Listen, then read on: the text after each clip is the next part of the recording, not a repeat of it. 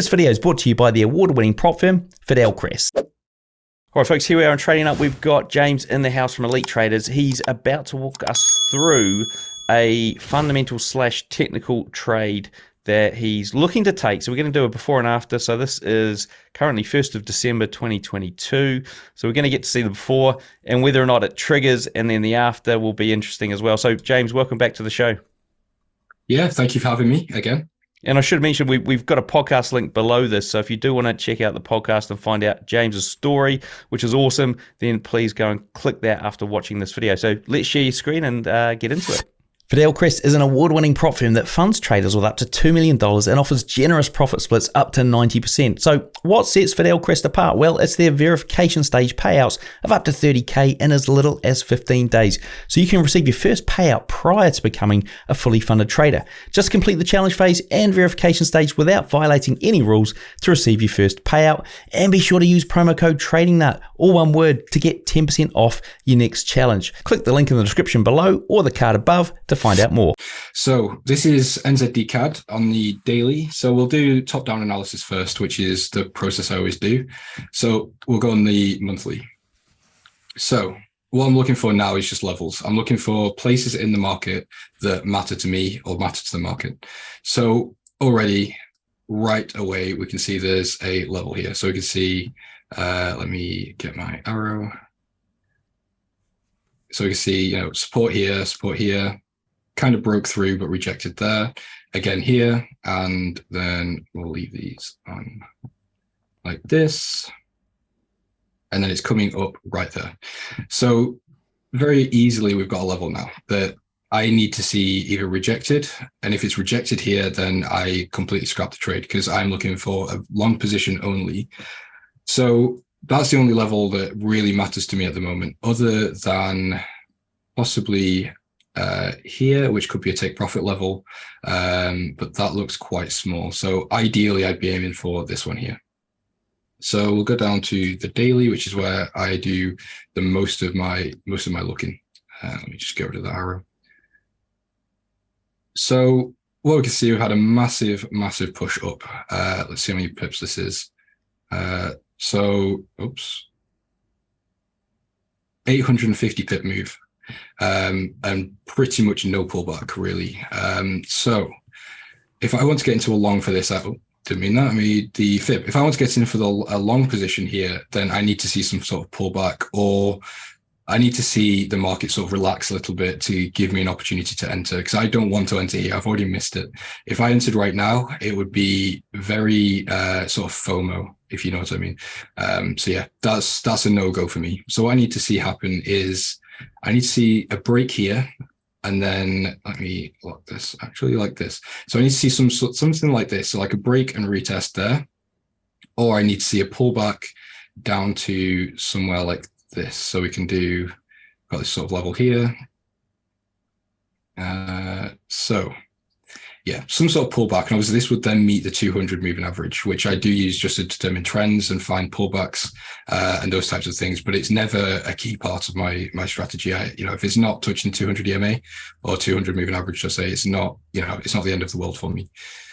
But yeah, so once we've seen something like this form, I'll be targeting this area up here. So what we need to do, actually, I forgot to mention this, is psychological levels, which are a massive part of my trading. Not necessarily for take profits and stop losses, but I really like psychological levels for entries. So what we need to do is look, where is the closest psychological level? And if you don't know what those are, I consider them whole numbers. So it could be 1.0 or 1.5, 1.55, and then 2, and so on and so on. It's not numbers like this that are a little bit random. So we could do something like 8.200. So that could be our entry point. I mean, there's very little difference, but for me and my strategy is just the way I like to do it. So we've got an entry point there, and then we've got another one up here, which is obviously for the break and retest. So again, we'll see where the nearest level is. So we could either do this, or we could move it up to 5. So 5 is obviously a bit too high for me. I would like to have it at 4. So this way I can catch the pullback and enter hopefully at the level, and then we're going back up. So The reason that I would prefer to use 4 rather than 5, I know that a lot of people would actually rather have an entry somewhere like here, so then they can catch this pullback up and they can be sure that it's reversed. But for me, I actually have a lot more confidence outside the markets. So it's not a case of, oh, it's rejected here, we've seen 2 bullish candles or 2 engulfing candles, now I'm going to enter. That's not really how it works for me. I don't really care about the candles. I care about the general trend and the fundamentals behind it. So a lot of people are going short here. So they'll be looking for either, selling here for this double top. So they'll be either stopped out already, or they'll have huge stop losses, or they'll just be trying to sell in this sort of area and try and catch this trend back down, or catch this move back down. And the reason that I know that is a terrible idea is if we look here. So this is Edge Finder. This is what we at Elite Traders use for our sort of data. We use this to get, it's very, very simple to get the data on here, and it's just presented to you nicely rather than going scrambling around the internet trying to find things. So already retail sentiment is 94% short. So if you understand the statistic of 95% of retail traders fail or lose money, that percentage is very loosely used. So it could be anywhere between 90 and 95%, whatever. Either way, I want to trade against these people because these are the people losing money. So if they're short, I'm already looking to go long. So that's one confluence out of the way. So if we look over here, we can see that there's basically a score of 6 and it's indicating a strong buy. Bear in mind, this is nothing to do with charts. The only thing in here that is actually related to the charts is the trend reading. And obviously it's a bullish trend at the minute, so the trend reading is in our favor. So again, we've got retail sentiment in our favor. Cost is actually very neutral at the minute. It's, not a huge deal for me. Seasonality, which means has this pair been bullish at this time in the past? So for example, has NZD CAD been bullish in November, end of November, start December last year, and the year before that, and the year before that? What does it normally do? Because obviously history tends to repeat itself in the markets. Trend reading, again, that's obviously the trend of the market.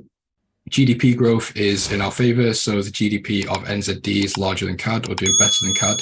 As we can see here, the GDP of NZD is 1.7, whereas CAD's is 0.7. The only thing actually against us really is the inflation. So that gives me an incredibly strong bias to buy. So we've got all this data. So the data is now right in front of me. It's indicating buy, and it makes sense why it wants to buy. So now we look at the chart, and hopefully my chart starts to make a bit more sense to you. Because obviously, like I said, the retail traders are losing money here. They are short, and they should not be short, in my opinion. So ideally, we wait for some sort of pullback into this area. That would be perfect for me. But if not, then we'll look for this break and retest in this area here around the 0.84 area. But yeah, that's pretty much it. It's very, very basic, and it's a very, very quick strategy. There's no, I'm not sat here trying to draw trend lines and patterns and find double tops and all that sort of stuff. I look at the data and I follow the trend. That's all it is. It's very, very simple, and it's very, very easy to do. And when you're, a couple of questions on this. So when you're looking to put your stops at a point, what point do you use for those? So sorry, I forgot to mention stops actually.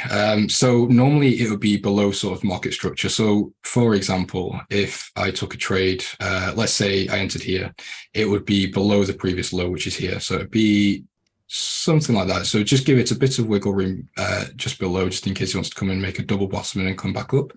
And then the same as my take profits, they're normally at another type of structure. So if we go back to the 1 month, my take profits are most likely going to be around this 618, which is the fib extension level. I use those quite often for my take profits, which obviously coincides, well, sorry, not obviously, but quite clearly coincides with this level here, which is the previous, not previous, but it's the high that I'm looking at on the monthly chart. So that would act as quite a strong resistance in my eyes. So yeah, take profits are very dependent, but normally along some sort of fib extension or previous highs. Stop losses normally at either below or above the market structure or previous low or high. And are you entering on a limit order, or is it a net market order that you'll get through an alert? So I would probably set alerts in TradingView. So I don't like to be on the charts during the day. If you watch my interview, you might understand that a lot of my time is actually spent away from the charts. So yeah, it would most likely be an alert on TradingView. And then if my alert's triggered, I'll go and check it. It might be a market order.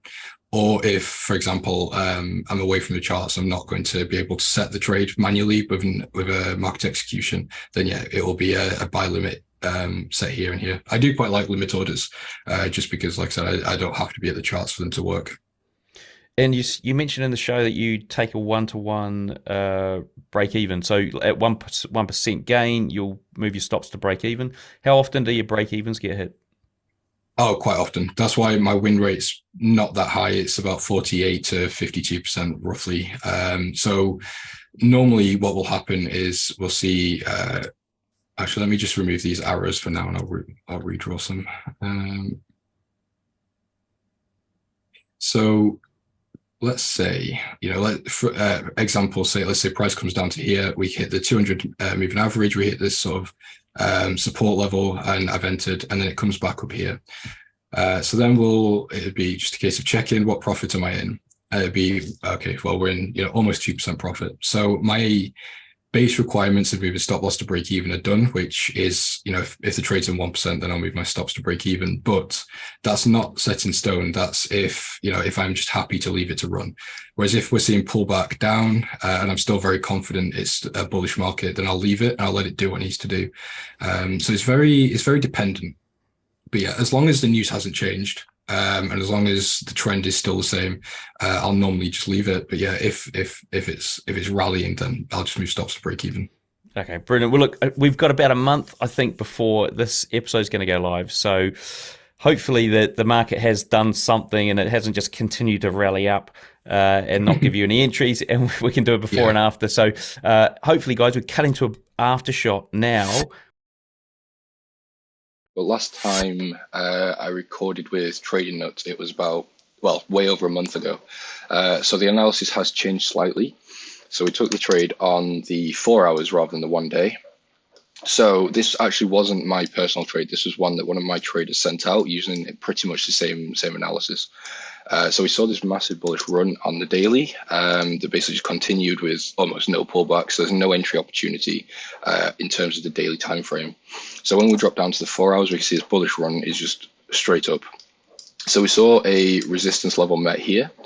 But then we saw basically just the break and retest here on the 4 hours with this sort of doji candle, and we market executed and we went straight to take profit for 2% with no drawdown really at all, and it was basically almost perfect because, as you can see, once we hit take profit, we then started to see some pullbacks, and this would have actually stopped us out if our take profit wasn't where it was. Hey folks, ever wonder what broker I use? Well, I use Hanko Trade. It was a no-brainer because I was looking for a broker with good trading conditions and one that wouldn't restrict my leverage. Now, by joining Hanko Trade, I've also cut down my trading costs significantly with their super low commission of just $1 per 100K. You can learn more at hankotrade.com or just click the link I've put in the description. Okay, guys, so there we have it. That is the trade based on fundamentals and technicals, and I think this is probably one of the most unique videos on the channel here. We've also got Dex Diamond, who is part of your crew, coming up on the show as well, or in this week as well, so you're going to get even more fundamental stuff. But before we wrap up, what's the best way for the folks out there watching to get hold of you? So my Instagram is Forex James, double X in Forex and double S in James. Or you can head to our website, which is elitetraders.io. You can also use the promo code, which is NUT25, NUT25. That gives you 25% off your first 3 months of our service. So yeah, hopefully I'll see you guys there. Brilliant. Well, look, guys, there is a link underneath this video that you can click, take you to James's show notes page. It's got his interview there, and it's got all those links and the coupon code that he just mentioned. So go and check that out. Whilst you're clicking down there, hit subscribe, hit like, click on that notifications bell, and click all, and we'll see you in the next video.